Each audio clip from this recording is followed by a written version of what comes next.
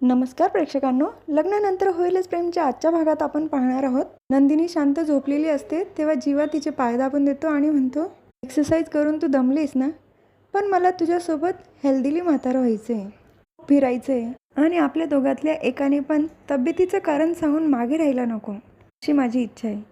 म्हणून थोडा त्रास तर सहन करावा लागेल. तुला तर माहितीच आहे, शहाणपणाने जग जिंकता येतं, पण प्रेमाच्या दुनियेत तर वेडेपणच लागतं. नंदिनीच्या कपाळावर किस करतो आणि तिथून निघून जातो. तर काव्या रूममध्ये पार्थला शोधत असते. अहो देशमुख, कुठे आहात? पार्थ मागून येतो आणि काव्याचे डोळे झाकतो. हे काय देशमुख, माझाच परफ्यूम लावून आणि माझेच डोळे बंद करताय? डोळे उघडल्यानंतर समोर रेड वेल्वेट पेस्ट्री असते. बघून तर काव्या खूप खुश होते. पार्थ म्हणतो, आज तुम्ही एवढी कॉन्फिडंटली गाडी चालवली, सेलिब्रेट तर झालंच पाहिजे ना. काव्या म्हणते, किती छोट्या छोट्या गोष्टींची काळजी घेता हो तुम्ही. पण या सगळ्या गोष्टीचं श्रेय तुम्हाला जातं देशमुख, म्हणून या पेस्ट्रीचा पहिला घास तुम्ही डिझर्व करतात. पार्थला पेस्ट्री खाऊ घालते. नंतर पार्थ पण काव्याला पेस्ट्री खाऊ घालतो. पार्थ म्हणतो, मला असं वाटतं प्रत्येक नवरा बायकोने एकमेकांना वेळ दिला पाहिजे. तीच फिलिंग मला आपल्या काव्यार्थ रूममध्ये जाणवते. काव्या म्हणते, मला खूप छान वाटते देशमुख. मी काय म्हणते, रील करूया की यावर? तर पार्थ म्हणतो, नेकी और रील. मोबाईल काढतो. काव्या पण पेस्ट्री समोर धरून रील तयार करतात दोघे. तर दुसऱ्या दिवशी सकाळी 7ची बेल वाजते. जीवा बेल बंद करतो आणि म्हणतो, उठ चकाचक बाई, एक्सरसाइज करायची वेळ झाली आहे. जीवा उठण्याच्या आधीच नंदिनी उठलेली असते आणि तिची एक्सरसाइज पण चालू असते. जीवा बाहेर येऊन बघतो. त्याला तर विश्वासच होत नाही त्याच्या डोळ्यांवर. ही नक्की नंदिनीच आहे ना, आणि ती माझ्या आधी उठून एक्सरसाइज पण करते. तेव्हा नंदिनीचं लक्ष जातं जीवाकडे. जीवा खाली आल्यानंतर नंदिनी म्हणते, 3 वेळा या स्टेप करून झालेले आहे. तर जीवा म्हणतो, तू नक्की माझीच बायको आहे ना? नंदिनी म्हणते, तुम्ही माझे ट्रेनर आहात आणि मी तुमची स्टुडंट. तर जीवा म्हणतो, तुला राग आला आहे का? तर नंदिनी म्हणते, मला कशाला राग येईल? तर जीवा म्हणतो, अगं तू 25-25चे 3 सेट कंप्लीटसुद्धा केले. काल जे बोललो त्याच्यामुळे तुला राग आला आहे का?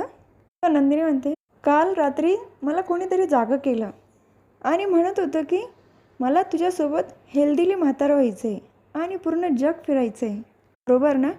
तेव्हा जीवा म्हणतो, तू सगळं ऐकलं? तर नंदिनी म्हणते, मध्यरात्री तुमचा मंद झालेला श्वाससुद्धा कळतो मला जीवा, आणि मी आता ठरवलं आहे, मी मागे हटणार नाही.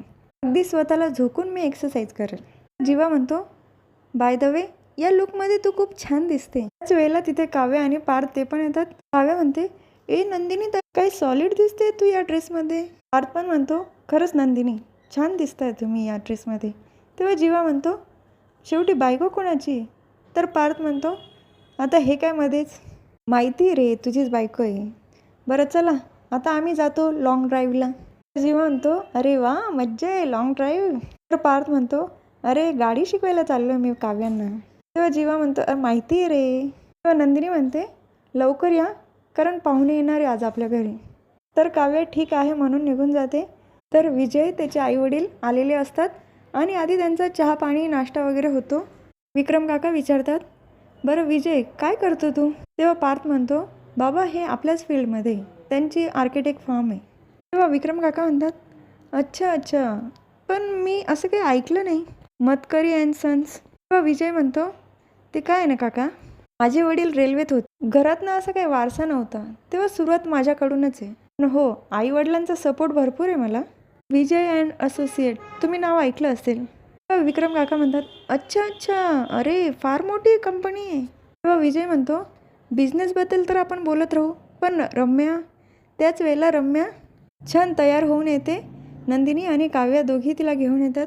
तर विजय लगेच उभा राहतो. तेव्हा जीवा म्हणतो, मिस्टर विजय बसू शकतात. तेव्हा विजय म्हणतो, कोणीतरी आपल्यासाठी एवढं नटून पायऱ्या उतरून खाली येणार असेल तर आपण तिच्यासाठी उभं राहू शकतो. तर काव्या रम्याला म्हणते, कसं वाटतं ऐकून?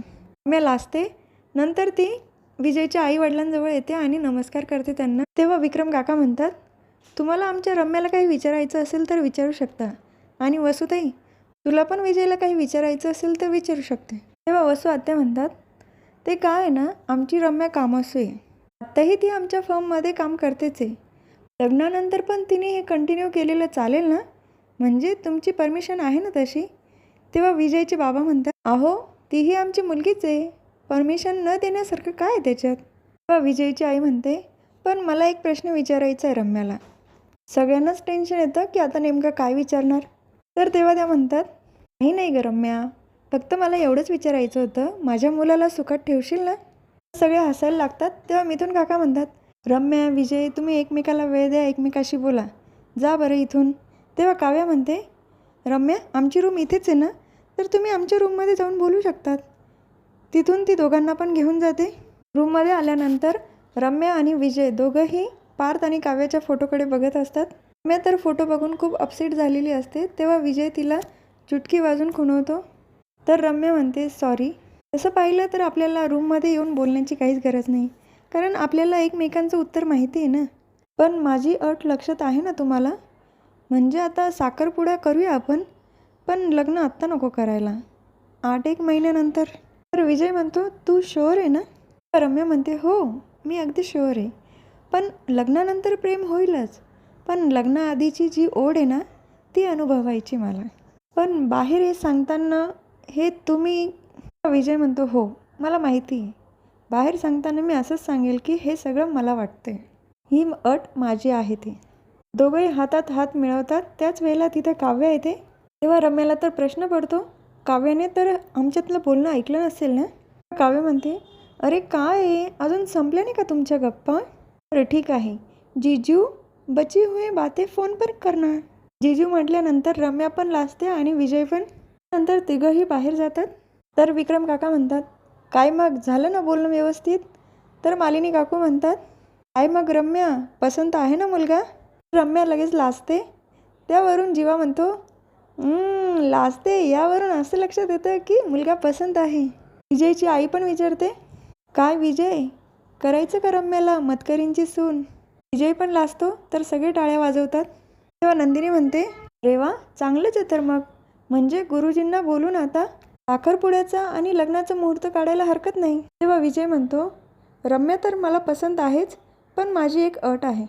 तर सगळेच आश्चर्याने बघतात. तर हा भाग इथेच संपतो. पुढील भागात बघायला मिळते की वसू आत्या रम्याला म्हणत असतात, रम्या, विजय मतकरी.